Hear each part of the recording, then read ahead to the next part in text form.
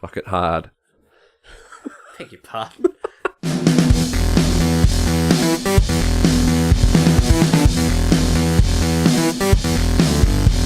Hello everyone and welcome to the Bearded Geeks, the weekly grab bag of topics covering movies, comics, video games and TV. My name is Jages, I'm the Beard Master. With me today, my co-host, the marvellous Patrick Brown. G'day mate, how are you? Hey buddy. What's going on? I'm good, I'm having mic troubles though, so I'm just a bit worried about this audio. Oh yeah. Yeah, well you know. Playing up on you. We've just been playing around with it for the last 5 minutes. Yeah. But no, it's okay now. Bit better now? Yeah, it should be okay. I'm going to have to fiddle around with it a bit, but Yeah. How are you? Yeah, not bad. Going alright? Pretty good. Yeah. I'm going to fucking skip all the foreplay. All the foreplay. We saw a movie. We did. We watched Upgrade. Oh, yeah. And I just want to talk about it. We did. Like, we weren't even going to record an episode, but then I was like, come round and we'll record it. It's too good to not record. You were too excited. You're like, oh, I really want to talk to you about this, but we've got to do it in person. We've got to do it in person. And then you're like, why don't we just record it? Bugger it. Fuck it, we'll just record Let's it. do it. It'll be awesome. Yeah, we'll love it. Yeah, Upgrade. Yeah, let's jump straight into it.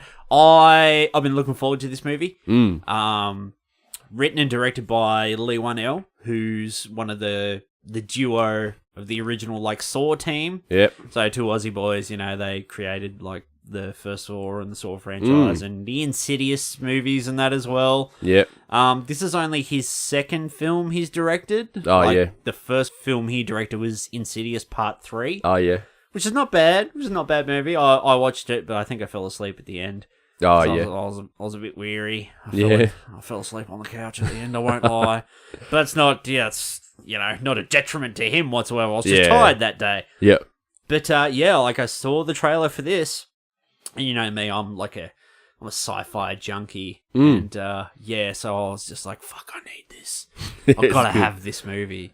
It's awesome. And, yeah, I watched it the other day. What did you watch it? You watched it maybe a few weeks before me or something like that? I think about a week before you or so. Yeah. Probably a week and a half so before you. And you're like, I've seen Upgrade, you should watch it. And I'm like, yeah, I'm going to watch it. Yeah. But then I think I put it off for like another week. And I shouldn't have because it was awesome. Yeah, it's real good.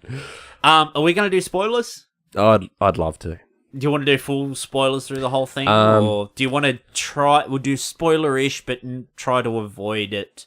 Yeah, we can And do maybe like a do half like- and half because I'm guessing this is not really one of those movies a lot of people would jump out like because it's not like one of the big blockbusters you see in the cinema and stuff. Yeah. So it'll probably be one of those ones a few people might miss. And then they, you know, It's can hear it. definitely something I'd like people to watch, though. So I'll say, if you want to watch this movie, if you have a passing interest in this movie at all, don't listen to this episode. Go and watch it and see what you think. It's a 90-minute movie. Yeah. So go and watch it, and then come back and listen because, like, yeah. I didn't know much about it at all when I went into it, and I love going into movies like that. Oh, yeah. I didn't really know much about it. I kind of roughly knew that it was what kind of movie it was, but then I didn't know what it was really about, and yeah, I just love going in blind. Yeah. So, yeah, if you want to watch this at all, if you have a passing interest, don't listen to this first because I'd hate to ruin it for you. If you want to watch it, go and watch it and come back and then listen. Yep. All right. I agree. Let's set it up. Let's set it up, Patrick. It's Yeah. set in the future. How far? I never really caught It doesn't that. really say. They don't really hint at how far in the future, but Yeah. you know, it's a future that's still recognizable to us. Like, It felt a little bit cyberpunky, but not like, you know. yeah, a little bit, because the movie there are lots of like, you know, augmentations and you know, cyber implants and those kinds of things. You know, shit that probably eventually will happen. Like in the future, you can get an implant. You know, you've got a shit eye, we'll give you a better one or something like that. You know, but it's not too far removed now because there's still a lot of recognizable things like we said, there's you know, implants and stuff, and the main character's wife, she works for like a cyber company kind of thing. You know, they do replacement limbs for like war veterans and stuff. You know, if they've lost limbs during, you know, combat and whatever, they do like replacement limbs.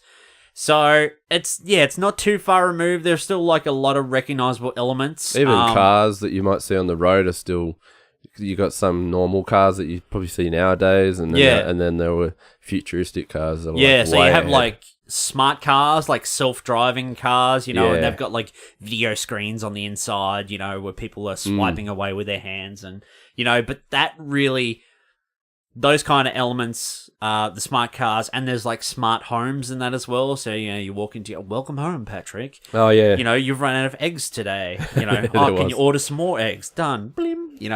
But that kind of stuff seems like, in the context of this movie, that stuff's only available to like the wealthy, or people that are they've got money. If you're privileged in that, like business people and stuff, like the people you see in this movie that have like futuristic cars, like smart cars and stuff, they're people with money. They're like business people. Yeah. But, any other regular Joe Blow, like, the police and stuff, they still have regular, like, driving cars and stuff. And I like how the main guy, he's kind of classic at heart. He has like a 1970s car or something, like big Mustang things or something. He's a mechanic as well. He so likes he's very, to get in there, yeah. Yeah, he's very hands-on. Get dirty. That was one thing that I really wanted to put across. In the first, I've got it written down here because I timed it as well. Because I watched the movie, but then in prep to do this episode, I kind of just like was rewatching it and just like skimming through it. Yeah. And at the intro, like after you've watched the movie and you kind of, you get a sense, what the main character, Gray, his name is played by Logan Marshall Green. Tom Hardy. Tom Hardy. It kind of looks like a Tom Hardy light. He acts like him too. Yeah, kind of a little bit. They could play brothers. They could. They could easily play brothers. But he's kind of old fashioned. He's not really interested into the whole technology scene. He's a mechanic and stuff, so he's doing up like classic cars and that. But in that first, what have I got here? I've got it written down. In the first 25 seconds of the movie, it's in his garage, and he's like, you can hear him in the background, like, cranking away and working on the car and stuff. But the camera like pans through his garage, like over his workbench and stuff.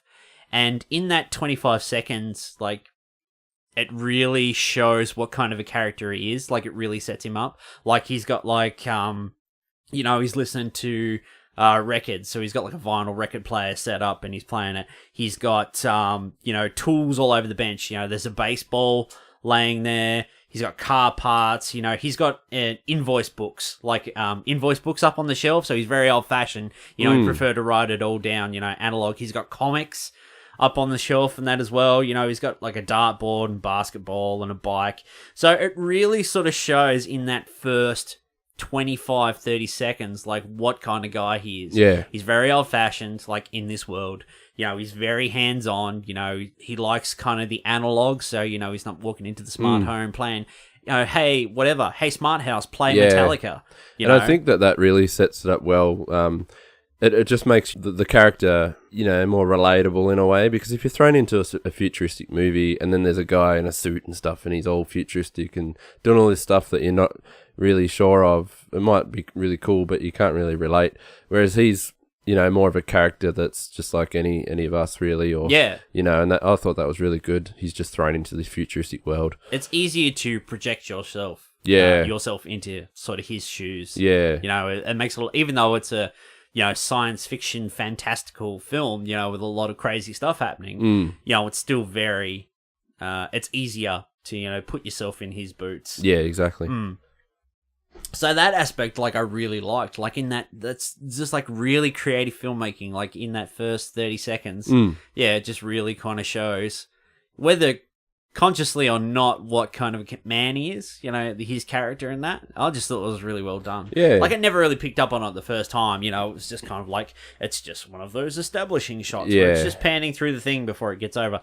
But then, in hindsight and rewatching it, I'm just like, fuck, that's really clever. Like, like it sets him up really well, even if you don't notice it the first time or whatever. So, props to good filmmaking and stuff.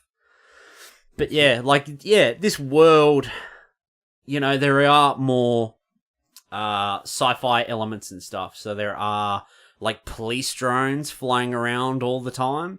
There are like they're constantly flying over the city. There's heaps of shots of police drones and that flying around. I could see that happening too. Yeah, someday. just like monitoring at all times, like obviously for crime and stuff, but that would be shit for like, speeding and privacy in general. Yeah, privacy in general, but like if you accidentally did if you were being a bit cheeky and you did a U-turn where you weren't meant to and a police drone was flying over and you get booked, you're like, fuck off. But yeah, that's the future we have to look forward to, I suppose. I really liked Logan Marshall Green in this movie. Like, he's been in a lot of different things. I like him in most things that he's in. Yeah, like he's in Dark Blue, this TV series, which was really good. He's had a lot of supporting roles in the last couple of years. Like, he was in Spider-Man Homecoming. Yeah. Like, he played the Shocker and stuff, Herman Schultz. He was in... What's that other movie I was thinking of he was in? Prometheus? He was in Prometheus as well. I didn't like him as much in that. I think it was just his character. It was just very arrogant. Yeah. And it was just like a bit of... I know what you mean, yeah. He was a bit of a douche. Yeah. But like The Invitation as well. Like he was great in that fucking movie. He was gold in that. That's my favourite one of him. I think. Yeah.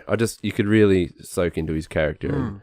He's a really good actor too, because he really like puts that across. You really felt for him in that movie too. Yeah.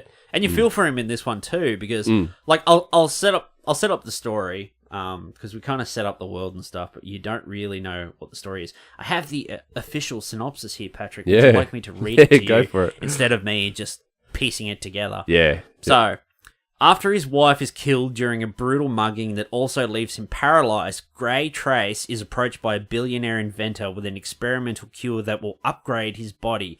The cure, an artificial intelligence implant called STEM, gives Gray physical abilities beyond anything experienced and the ability to relentlessly claim vengeance against those who murdered his wife and left him for dead. So, in hearing that, he gets paralyzed. He's paralyzed at the beginning of the film. There's a car accident. The smart car they're in goes off course and runs off the road and flips over and stuff. And him and his wife are in the car, and she is murdered by this gang. Like, this gang of, like, crooks turns up, and she's shot, and he's, like, shot as well, but he's paralyzed. So he's paralyzed from the neck down. He becomes quadriplegic. And then it cuts to, like, 3 months later, and then it shows his life now. Like, he's kind of like like Stephen Hawking or whatever. Like, he's just confined to this wheelchair, and he can only move from the neck up. And he's had his, he already had a smart home, that he lived with in his wife, but now it's been upgraded and stuff. So it's got like all these helper arms that like can pretty much do everything for him. He just calls out for food, like a protein shake in the movie, like a protein shake, and it just pours a protein shake and hands it to over him. To him with a bloody straw sticking out of it, so he can drink out of it. But he did at the beginning of the film, he's working on this car, and when he drops it off, it's like this billionaire, young billionaire inventor dude, like this recluse. Like, he doesn't get along with people on that well, but what's his name? Aaron Keane. And he drops his car off, and he kind of shows them this chip called STEM. Anyway, then the accident happens and his wife's killed and he's paralyzed, and then later on he's in hospital and stuff after I think he's tried to kill himself because he's got like this medicine arm, and tries to overdose. Yeah, he tries to overdose on medicine and shit. And then this Aaron guy visits him in the hospital, and he says, look, he's like, I can kind of give you your life back. Like, I've got this chip, like I can implant it in you, but no one can know about it. It'll be off the books. You got to come to my house and I'll implant it in you.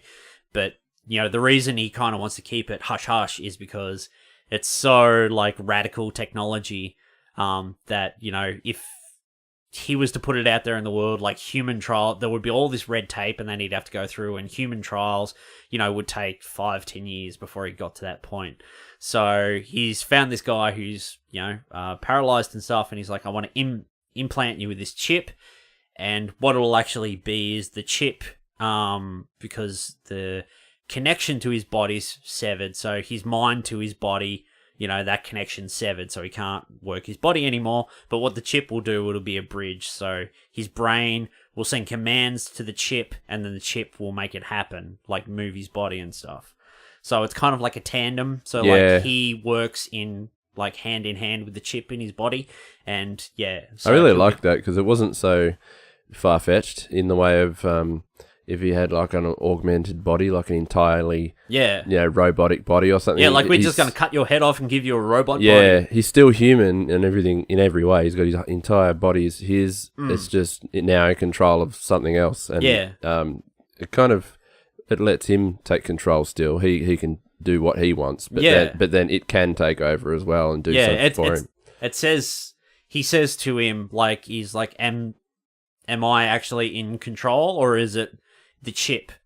And he's like, well, technically it's like the pair of them, so his brain sends the commands to the chip and then the chip makes it happen. Yeah. So in that way, it's kind really cool. It's kind of like how you interpret it, because he feels like he's actually doing it all. Yeah. But like he feels just normal and regular, but it's actually the chip that's doing all the work, moving his body and stuff. But and then later on he gets home and he finds out that the chip can talk to him because it's artificial intelligence. He can hear it inside his head. I like to think of it like a Siri in your head, but it's got full control of your body, kind of thing. Yeah, it's kind of like a Google Home in your mind, and it can do things for you. Yeah, that's kind of how it is. So then after that, like, I guess we're going into spoilers and stuff. Anyway, fuck it, we're going full spoilers. Why not? Like, he's trying to solve. Like, the police detective who's kind of on the case of his wife, she's having no breaks or whatever, and she's dropped off this big thing of evidence, and he's watching, like, the drone footage of where she was murdered, and then the stem in his head is just like, oh, did you see that there? He shot her, but he never held a gun, and then Stem's noticing all these things that, it notices a tattoo on his arm, but the footage isn't good enough where they can, like, work it out by looking at it. So Stem's like, just get a pencil and pen, and he's like, I can draw it down. He's like, just relax. He's like, I'm gonna take over. And then Stem just like draws out. It's like a printer. It's like, and he's just like drawing it on the piece of paper, and that's and then that's kind of their I liked that because have you ever noticed in other movies they'll do like, it'll be a video of something which is quite pixelated or blurry, but then somehow they try and enhance it, like enhance. And that doesn't. It's not the way it works. The more you blow it up, the worse it gets. I can tell you for a fact, you cannot enhance that much to see all this clear thing. So the way he did it was great because he could, the stem could drew it on some paper, scribbled it out and like whatever it. Yeah, drew like the perfect image, like on the piece of paper. So it wasn't just enhancing and then printing something out. It was like it just made more sense. I thought that was really clever. So that's his first clue, and then he kind of takes it upon himself with the help of Stem in his body to find these guys that killed his wife. Yeah. And then it kind of turns into like a revenge film kind of as well. And I love those kind of films. But then the cool thing, like if you've seen the trailer, he's fighting this goon and he's trying to fight, and then Stem in his head is like, you have to be faster and stuff.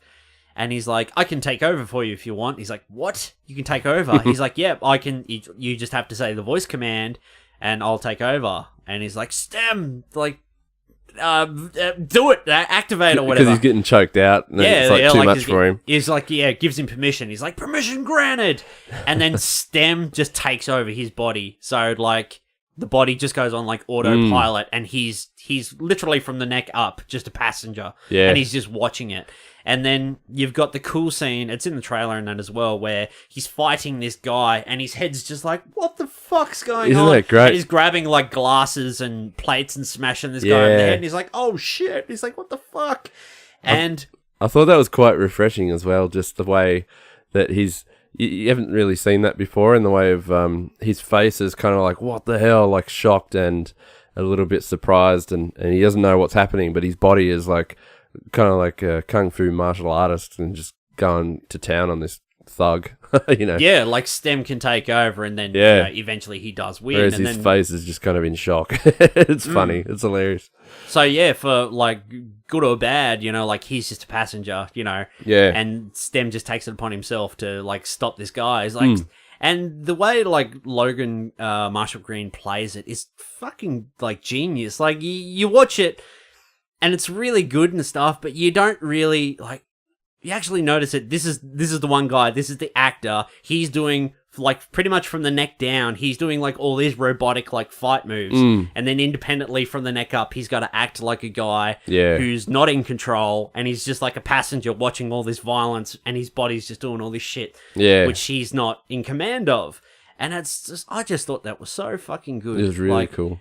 I don't think the guy's really going to get the time of day for, like, the effort he put in to acting like a robot from the neck down, from the neck up, acting like a human passenger. Even the way he walks, just like in general when he's walking around and he's so stiff. Very robotic. Like real robotic. Like RoboCop almost. So he stop and then his body would just completely turn before he starts walking again. Which makes sense because his brain is technically a robot in control. Even though he's all human, it's like the mind is different. Or the connection there, That was clever. This movie, and then it turns into like a mystery thing of him trying to track down the rest of this gang and find out what happens to his wife, like, you know, who killed her and why. And then he's got this police detective kind of on the case and that as well, trying to, you know, but he's paralyzed in this chair, so, you know, he's kind of a suspect, but not really. And it's a really fucking good movie. Like, I really fucking love this movie. I love the shit out of it. There's a lot of moments in it too that are just gold. Like, you're in awe, like in some of the things, you know, especially that first fight scene, because it starts off really, you're kind of scared for him because he's in this random house and then the guy's coming in and he's trying to hide. He's got nowhere to go, but they really didn't just make it instant. You know, they kind of dragged it out a little bit to the tension. It's really kind of a bit kind of worrying, and then it all comes down and breaks down and they have a fight and like that bit where he's what is it, like the guy's trying to shut him down remotely and he's just kind of slowly shutting down and limb by limb and he has to eventually crawl to the destination he's going to kind of break free from that, which was that was awesome. I really like this movie. There's a lot in here I really liked. Like, I liked the style of the fights, like the fight scenes and stuff. Yeah. But then I also liked the camera work in that as well, because, you know, when he's sort of when Stem's like taking over and fighting, it's like the camera is locked to Logan Marshall Green, like it fully tracks him, like, through the whole thing. There's this great scene in the trailer where Stem takes over and he literally just like pops up on his feet. He's like a bloody board, just like standing a board up in the air, like a rake standing up or whatever. But I found out earlier how they did that was Lee Whannell, the director, he said the way we did it, he said it was really easy. All we did, apparently there's some way where you can lock a camera to an iPhone. So, like, when you move the iPhone, the camera tracks with it. So they had this camera on, like, a gimbal, so it could turn in, like in this harness cage thing. So it could turn any direction, up, down, left, right, you know, any movement or whatever.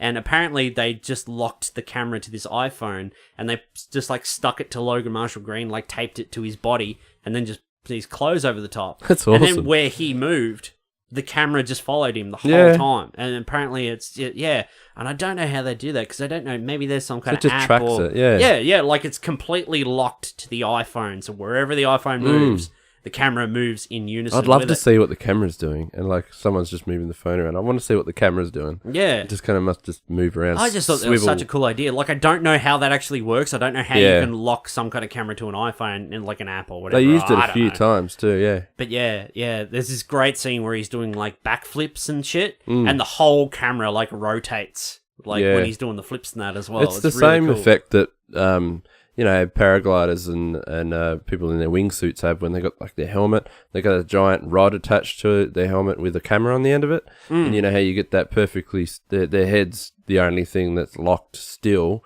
Everything else is moving around, and it's kind of strange. You know, it's a bit unusual. Yeah, it's that off-putting kind of... Off-putting, yeah. But it's a really cool effect. It's a really simple trick. But like, I don't know how they do that. How Same you effect. Lock a camera in that to it. But yeah, the camera work was like a big highlighting that for me, but also really like the color palette as well. Yeah. Because there wasn't like, you know, you watch like a sci-fi film and it has like, you know, most of the time will have like a consistent color palette. Like you watch like RoboCop, for example. Yeah. Like a RoboCop's a film that this is kind of like takes a lot of inspiration and that from, you know, when you think of this film, you know, you try to think of something similar and it's like, you know, RoboCop and Terminator and Death Wish. And there's another film that I actually, when I was watching it, I made note of, like Videodrome as well. It's a like Videodrome, but I'll get into that a little bit after this. But yeah, like RoboCop, for example, has like a very dreary, like city color palette, so it's like lots of grays and it kind of has like a very dirty look. So it's lots of grays and whites, and you know, because you're out in the city, you know, it's very metropolitan. So you know, it's lots of concrete, and RoboCop himself is very silver and black and all this.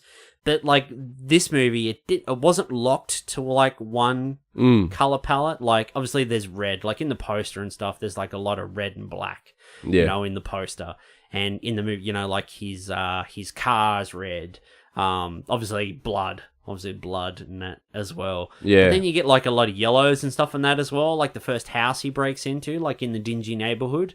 Like there's a lot of yellows in that, like the blinds and that. Like the sun coming through the blinds. Yeah, it's really cool. Later on in the bathroom, like there's a bathroom scene and there's like pink and blue neon. In the dive bar. Yeah, in the dive bar and that. There's another thing it was awesome how they really played up the, you know how he played up on the being a quadriplegic. And he played up on that, even though he could walk when he wanted. But he played it up, and it, especially in the dive bar scene, and he goes through, and I thought that was really clever the way he did all that. Yeah, and the gore, I think they really need a good nod for all the practical effects that they used in the entire movie. Yeah. Because you don't really see that a lot these days, and I just think it worked really well for what they had here. Like I said before, that, you know, you talk about RoboCop and Terminator and those sort of 80s films which are very heavy on practical effects. You know, I was watching another interview with Lee Whannell earlier, and he was like, you know, he'd written this film and he tried to, you know, put the budget and that together for years, but, you know, he couldn't really get it together. Eventually, when they did get the budget and that together and the film was going ahead, like, he just spent, like, a lot of time watching different movies, like, coming up with ideas and stuff, you know, like, oh, I kind of want, like, a color palette like in Seven. Let's watch Seven. And then he'd watch all these movies and that, and he'd go back and watch like RoboCop and Terminator and that, and he saw, like, because those, like I said, those films are very practical effects heavy.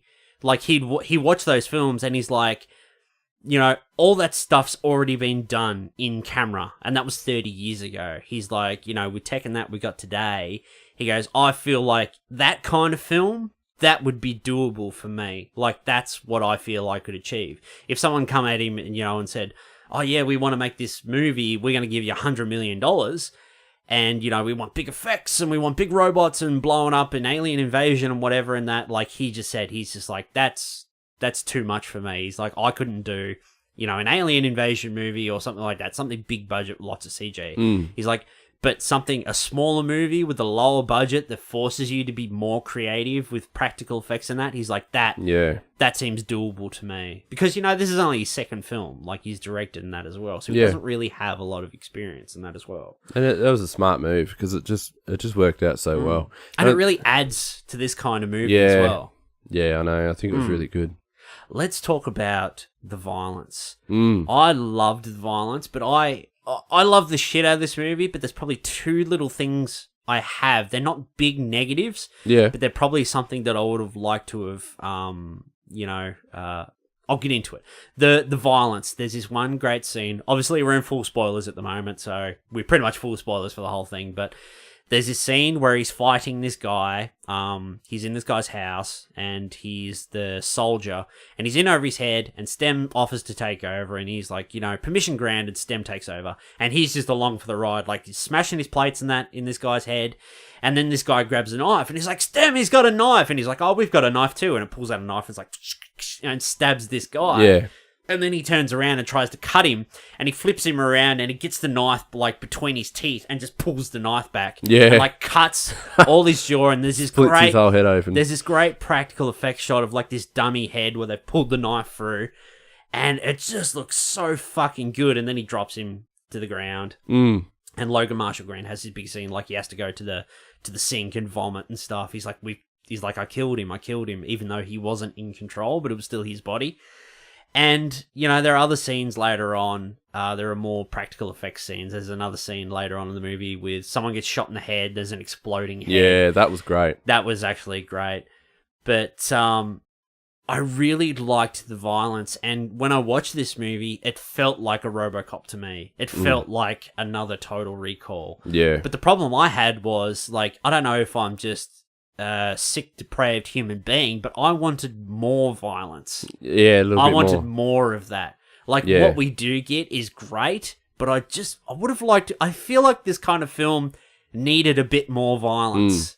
Well, I hope they do a sequel to that one day. Same actor, same, like, you know, obviously if you've seen the movie, like, from whatever happens at the end there, I just want to see what happens. I want him to come back, and and then we just do like a more, like, double the gore and the violence and the action. And apparently really cool. There maybe is a sequel in the works. Maybe. Oh, okay. There's sequel talks. Maybe. Yeah. This movie didn't make a lot of money, but then it didn't have a very big budget either. It only had just over like a $4 million budget, but I think it made $13 million worldwide. Oh, so that's okay. a pretty good turnaround for a very low budget film. So, you know, you could make another sequel off that, you know. You can do another $5 million one and, you know, turn around the same, you know, maybe $15-20 million if you're lucky. But, you know, the smaller the budget, you know, the bigger the success. Yeah, it works out well for these, you know, whereas you have like $250 million film and only makes $600 million worldwide, that's considered a flop now. Whereas if you have like a $2, $3, $4 million movie and then it makes, you know, triple that, that's a success. You know, you've made your money back twice-fold or whatever, threefold. And I love these kind of movies. Like it's nice to not have to, you know, because the hype and all the big blockbuster ones, you know, usually it's the kind of stuff a lot of people are used to. But it's nice to have these little gems that are, you know, not a lot of people know about, and you'll find them. I like them kind of movies, the low budget ones too. Yeah, I like, especially when they're done well. I like this stuff. This is shit that they don't really make anymore. They're too scared to make. Like, I was watching a lot of stuff earlier in that. Like, I was watching some old videos about like Suicide Squad and stuff, and this guy who was reviewing it and that when he first watched it, he said, you know, watching the trailers and that, and watching the finished movie we got, like, I can see in there that maybe there was a different movie. Like, I could probably piece together what the original movie was, but then after, like, Deadpool came out and, you know, Guardians of the Galaxy is there, they wanted to make it, you know, and, like, test audiences and shit, you know, it's not dark enough and it's not funny enough. So they're like, let's try to make a balance of both. So it's like they didn't know what to do and they were scared to put this kind of movie out there. So, like, when you have a big budget movie in that, studios are scared to take risks, which is why it's great to have all these little indie, well, not really indie, but it's a studio movie, but it's a very small studio. It's Blumhouse. Yeah. But it's great to have these little movies that aren't scared to, you know, get in there and get their hands dirty, do something. And one thing you can tell with a lower budget. And you can tell that there's more passion involved in it as well, because there's not so many people taking over and trying to There's not all these studio executives like watching over the fence going, what's going on there? Don't put that in there. Exactly. Make it more, you know, put some Asian actors in there. Let's put some African American actors in there. Let's mix out, you know, make this accessible to, you know, all minority groups and stuff. Trying to control this whole movie, and so they can go more passionate with it, and you kind of see that too, don't you? In the final product, it really comes out. There's one scene that actually, it fucking killed me in this movie. I'll tell you about it in a second, but there's one, I really liked the look of this movie, just going back to like the colors and shit.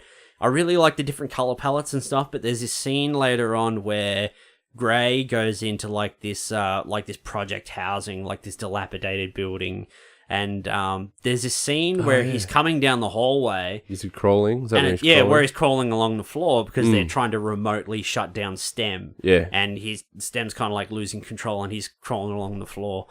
And you see this hallway, and it's kind of like dark. There's a couple of flickering lights, like in the foreground. There's a big, heavy light way in the far back, like right up the very end of the hall, but littered like all across the ground with the trash and everything. There are just like all these blue glow sticks. I was going to say that. I love that. There are like blue glow sticks all over the floor, all over this hallway, and like a rave just happened in a party in someone's hallway, and they've just like, and everyone's like, right, shut down, and everyone's just dropped their glow sticks, like hundreds of glow sticks. Yeah, great idea, and it looks really fucking good. Like I don't normally see that sort of stuff, and I just thought that was a really great, scene. Like it looked awesome. Like you could have like it looked like lit and shit. You know, regularly lit or whatever. Yeah. But then to give it kind of that, I don't know, that techie edge or that sci-fi, just fucking put glow sticks all over the floor everywhere. And it works and it looks great. Another one of those kind of things where it felt like cyberpunky to me. Just, you know, you got all these neon kind of little lights, little glow sticks and things. I'm going to tell you about the scene. That fucking got me in the movie. Tell me, mate. Logan Marshall Green, because in the first kind of chunk of the film, like, going back to the beginning, like where it's panning like over his workbench and stuff, he's got all these photos and shit like of his wife, him and his wife, and just like it kind of like consciously or subconsciously just plants in your mind that like he's really in love with his wife. Like she's, you know, everything. There are photos of him and her like all over the place. There's not just one. There's 3 or 4 or 5 like all over the place. So she means a lot to him, obviously, you know, just by the amount of photos and that there. And when she dies, and then it cuts to like 3 months later, and you know, like he's pretty much dead on the inside, you know, with that, and now he's quadriplegic, and he goes back to his house, and like the carer lady's there, and he's there with his mum, and they're like, oh, we've set up these arms and that for you, so you know, you just say the command and it does everything for you or whatever.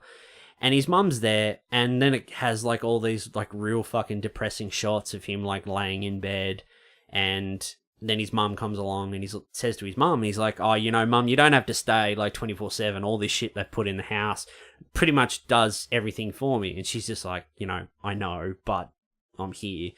And then it shows this scene of her just like giving him like a sponge bath and stuff because he's quadriplegic. She's holding up his arm and like washing him and all this sort of shit. And then he vomits and she's clearing all the vomit out of his throat.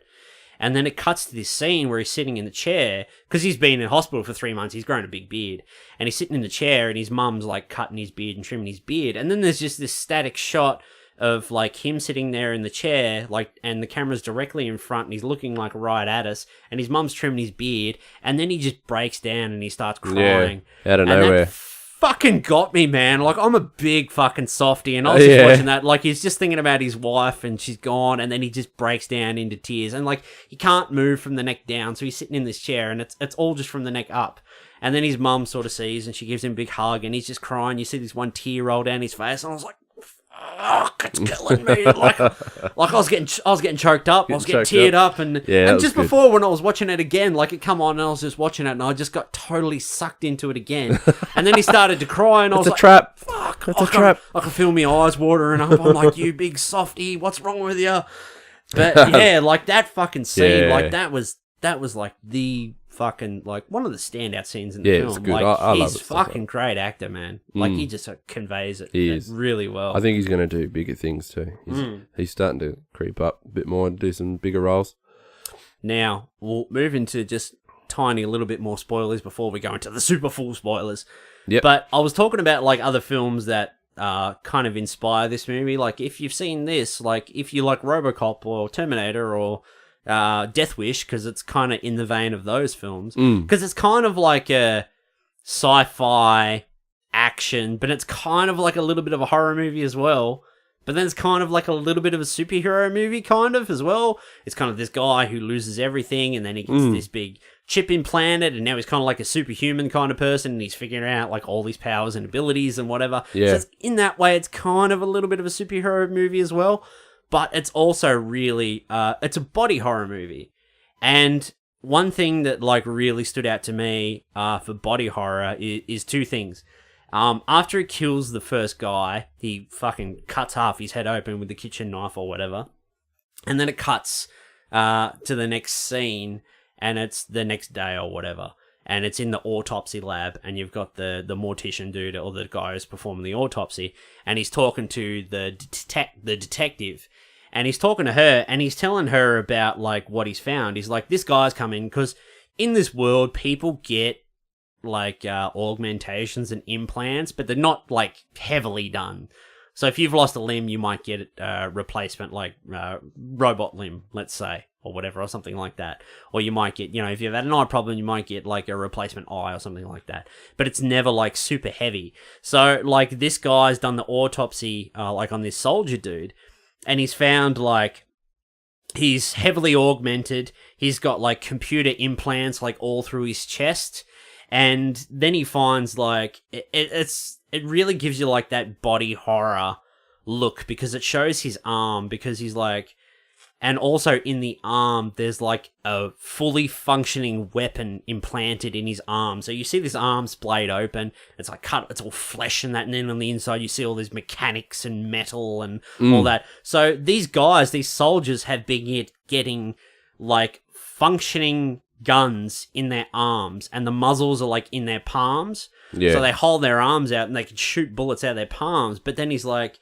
There's like a bullet loading port, like a manual loading port, like in their bicep. Yeah. So it's like a loading port on a gun. So these guys can put bullets in their arms, and that's how they load the gun, and they can shoot out of their palms. It's really cool. And you actually get a scene of that, because the guy talks about it in the autopsy. And then you get a scene of it later on, like one of the henchmen dudes walking along and he's pulled his shirt sleeve up and you can see it and he's like, yeah. And he's put the bullets in there and he does like a bicep curl and it's like, and he like loads his arm. It's kind of corny, but it's also really awesome. But the body horror aspect, because it kind of took me back to Videodrome, because there's this scene in Videodrome where James Woods gets like this gun, like he's holding a pistol, like a little 5-shooter pistol thing, and then like it kind of goes like all cyborgy and weird, and like you see like these pipes and that come out, and it kind of like feeds into his wrist and starts to go up his arm, and his hand sort of begins to change, and it turns into like an organic gun. Oh, right. And it's kind of like this real horrific kind of like body horror aspect in that, and that's what reminded me of Videodrome. So like these guys have got like implanted guns in their arms and stuff, and like all these heavy like awful augmentations and that. Like some of them they've got like they can see like x-rays and that in their eyes. And there's this one scene where the guy, the head bad guy, he sneezes and he's like achoo, and it zooms in and you see like you see like all the little robotic parasite things. Yeah, like you see the moisture and all that that's like left in from the sneeze, but then it zooms right in and it's like all these like robotic barbs, and then they like shing shing shing, like and all these hooks blades and that come out, and it goes into this guy's nose and it just like cuts him up internally, and you're like, whoa, fuck, that's rough. Hell.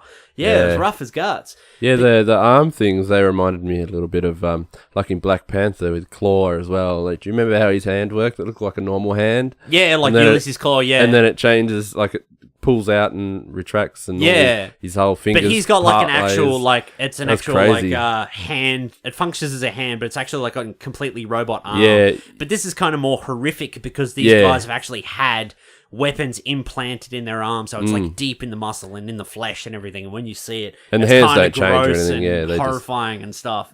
But yeah, that's kind of what like really reminded cool. me of like the real body horror kind of aspect and stuff, and what it kind of does to you and awesome. stuff. So yeah, it's kind of like horrific and that as well. But yeah, that was I really it's funny about the, like, we'll call them the gun arms or the arm guns or whatever. It's a really fucking cool idea, but at the same time, it's really fucking stupid too. But I love it. Yeah. Like this guy's holding up his arm, like his arm outstretched. He's like, and he's like shooting at his hand. Like they show their palms, and they've got like the muzzle like in their palm, but they've got like these 3 other holes. I guess it's for like venting or whatever. Yeah, for like venting heat or whatever. I don't know how guns fucking work, but it's just like. But yeah, it's real cool. And the fucking bicep port, like the bullet loading port in their bicep, fuck, that made me laugh. But we did get that one scene of the guy like loading bullets into it at least once in the movie. So that I was really happy about. Yeah, that was really cool. Do you want to talk about the heavy spoilers? What happens at the end of the movie? Yep, let's go for it. I was really excited because when it was happening, I'm like, it's a bleak ending. I love bleak ending. It's a downer. It's a downer ending. Me too. Usually, it's a tricky thing with those because sometimes a downer ending like that can ruin a movie. You know, you finish it and you're like, oh, for fuck's sake.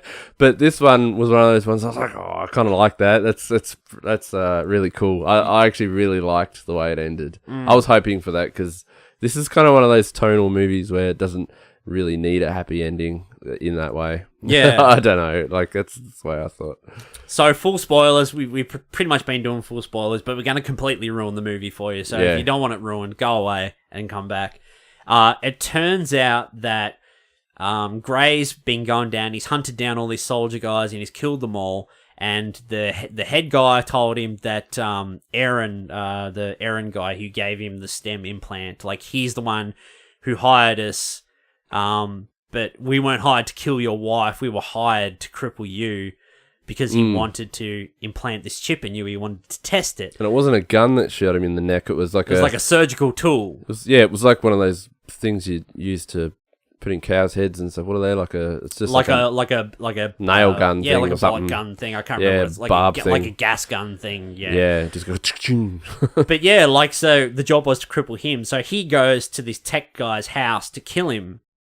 Because STEM, because he could track STEM and stuff, and he was trying to shut him down remotely. So STEM told him he had to go to this hacker so they could cut the connection. But when the connection was cut and STEM rebooted, it was found out that STEM could work on its own. It didn't have to answer commands as well. It could take over his body at will. Yeah, that's right. So he's like, I don't need to follow your commands as well. Yet he's like, I have autonomy now. I can do what I want. STEM's like the villain of the whole movie, really. Yeah, and then it turns out that STEM is actually the villain. This Aaron guy, like, he says, my life doesn't belong to me anymore. He's like, my company doesn't belong to me. He's like, I've been following STEM's orders for years. Like, I created STEM, but it's taken over everything. And STEM was the one who took over control of your wife's car and crashed it and killed her and crippled you because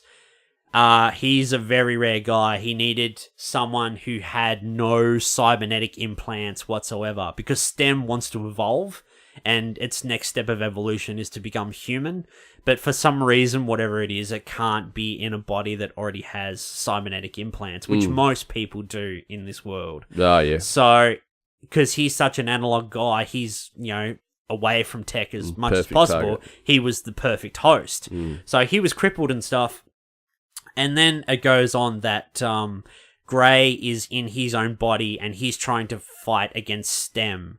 And, so STEM's going to kill someone and he's fighting against it, like, moving the gun, like it's kind of like a tug-of-war in the body for control.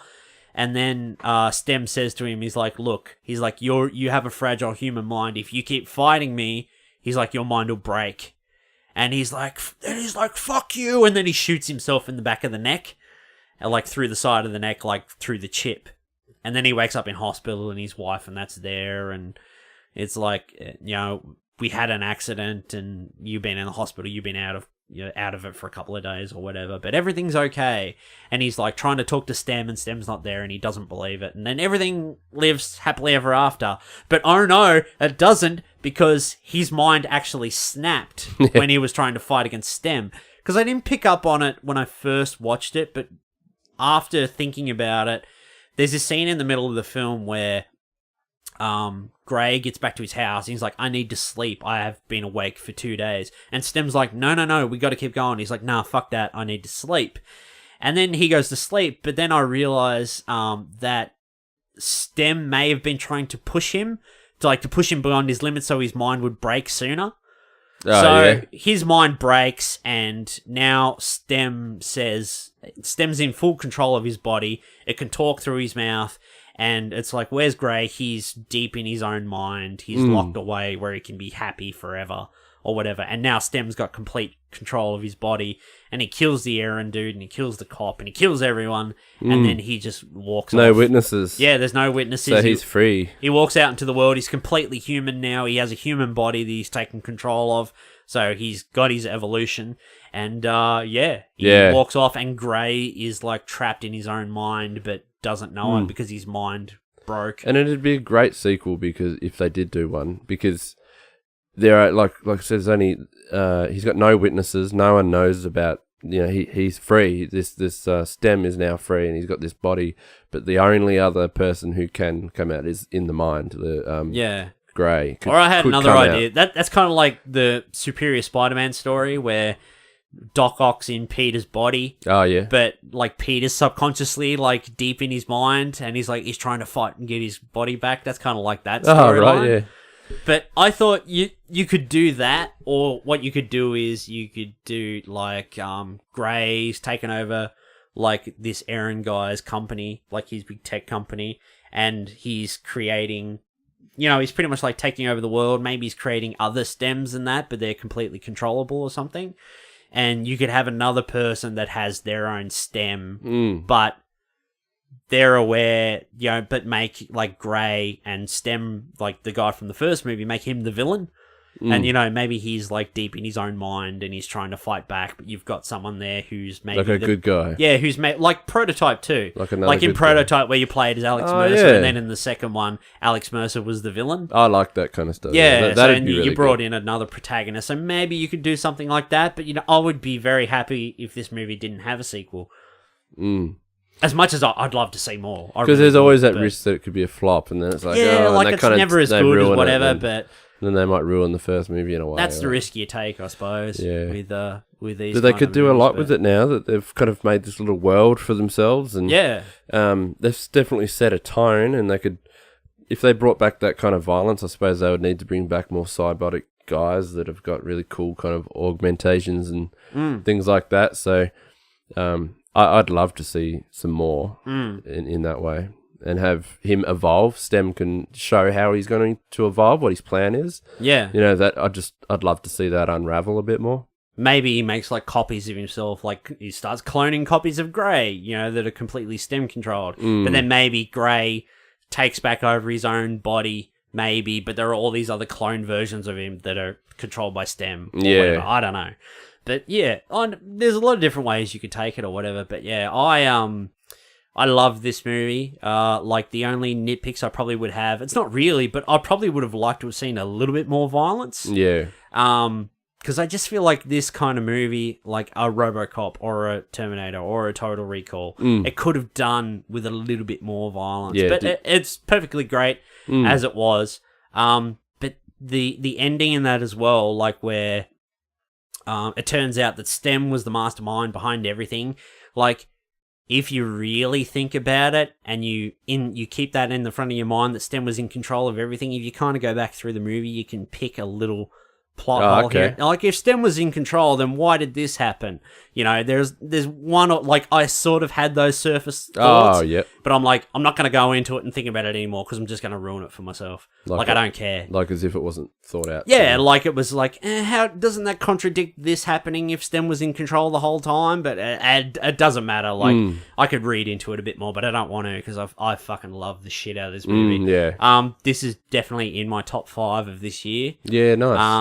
I don't know. I really liked A Quiet Place, but I think I just kind of like this sort of low budget genre picture a lot, and I don't know. I agree. I think I like, if you put them two together, I like this one more than A Quiet Place. I don't know if this one would edge out as my favorite of the year so far, but I don't know. Patrick Brown, what would you give it out of 5? I'd give it a 4 out of 5. Solid motherfucking 4 out of 5. Yeah, me too. I was going to give it a solid 4 out of 5 too. Yep.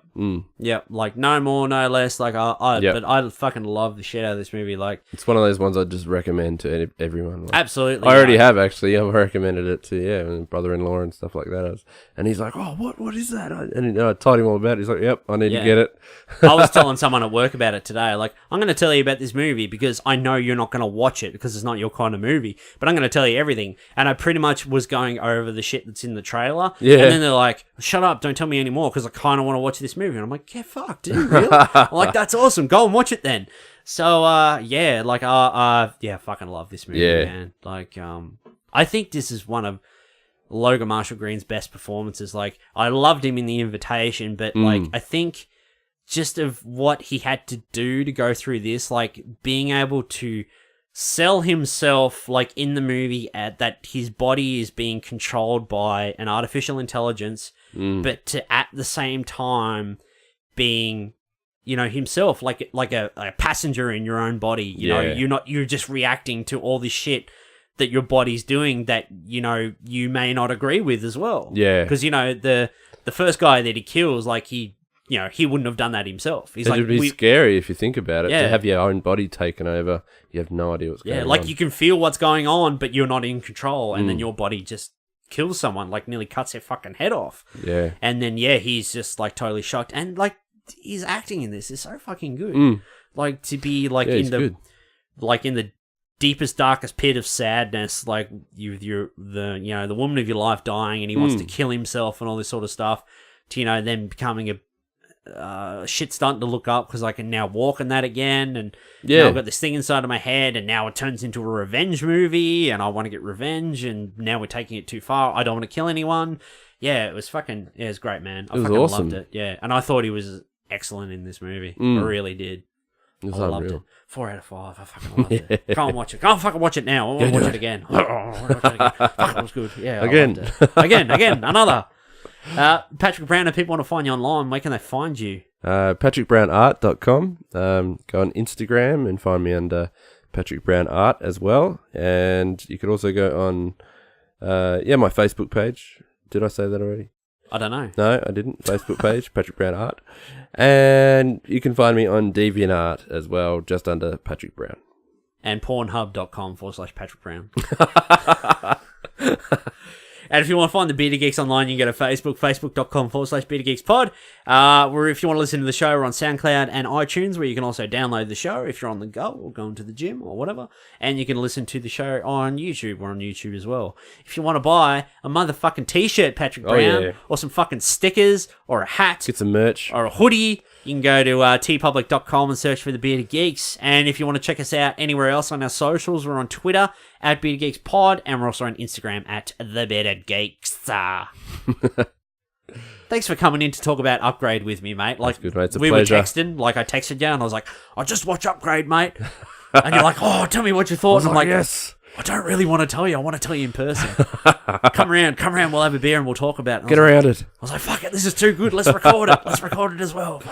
Why not? I loved it. I wholly recommend this movie. Yeah. Hands down, up, inside out, live in La Vida Loca. I totally recommend this movie. Good. Nice one. I loved it. It's good. Thanks, mate. No worries. I missed you. Thank you. Thanks for coming in. All right, thanks, everyone. We'll see you next time on the Bearded Geeks Podcast. Hey! Get a bloody upgrade in you. Some upgrade in you. Go and get some Siri in your arsehole.